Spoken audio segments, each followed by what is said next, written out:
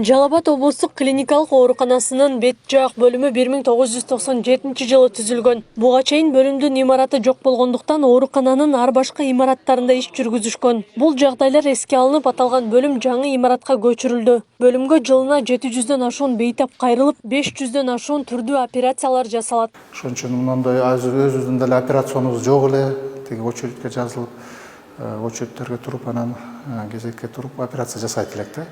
Бүгүнкү күндө мындай заманбап жаңы операционага ээ болуп турабыз.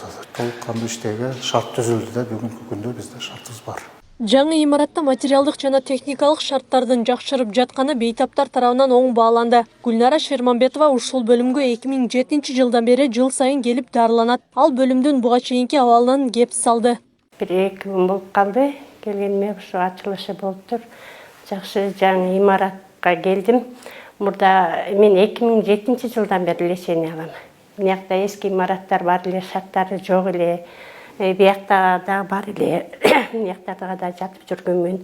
Эми жаңы имаратка которулуштур, жакшы, шарттары жакшы экен. Жалал Абад облустук клиникалык ооруканасынын адистештирилген медициналык жардам көрсөткөн мекемесинин жаңы имаратынын курулушу 2019 жылы башталган. Анын сметалык баасы 111 миллион сомду түзүп, бирок тендерден 77 миллионго Алматы жоопкерчилиги чектелген коому утуп алган. Бул жерде бет жаак хирургия, глазной, көз оорулар, анан кийин урология жана кулак, мурун, тамак, лор отделениясы жайгашкан. Азыр жаңы зданияга кирип, бардык керектүү жабдыктар менен твердый мягкий инвентарь бардыгы менен камсыз болду. Оорулар уже көчүп келип, бул жерде толук кандуу өзүнүн ишин жүргүзүп, ооруларды кабыл алып, дарылоо ишин жүргүзүп атат.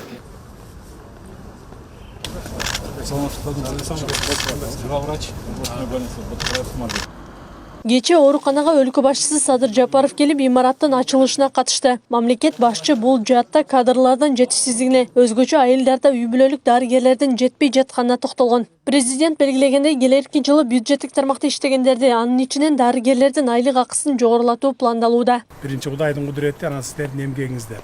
Сиздер болбосоңуздар биз ал ооруну эч убакта жеңбейбиз. Анан эми ошол оорудагы акыркы 2 жылда биздин медицинабыздын акыбалы кандай экенин көргөзүп койду. Кайсы жерин кантип жасаш керек экен, эмне менен толукталыш керек экен, бүт баарын уже көрдүк биз. Көрдүк, ошон үчүн колубуздан келишинче мына ушундай жаңы имараттарды куруп, айылдарга чейин фаптарды куруп берип атабыз. Ошонун күчүбүз жетишинче жасап атабыз. Медицина кызматкерлери менен болгон баарлашуу учурунда ден соолук гербени көчмө медициналык комплекстери баажы жол жоболорундагы көйгөйлөрдөн улам аймактарга чыга албай жатканы белгилүү болгон. Буга байланыштуу президент облустагы көчмө медициналык комплекстердин мындан аркы иштеши үчүн бардык баажы процедураларынан өтүү маселесини тез арада чечүүнү тапшырган. Акылай Карабаева, Турсуналы Нуралиев, Регион телеканалы.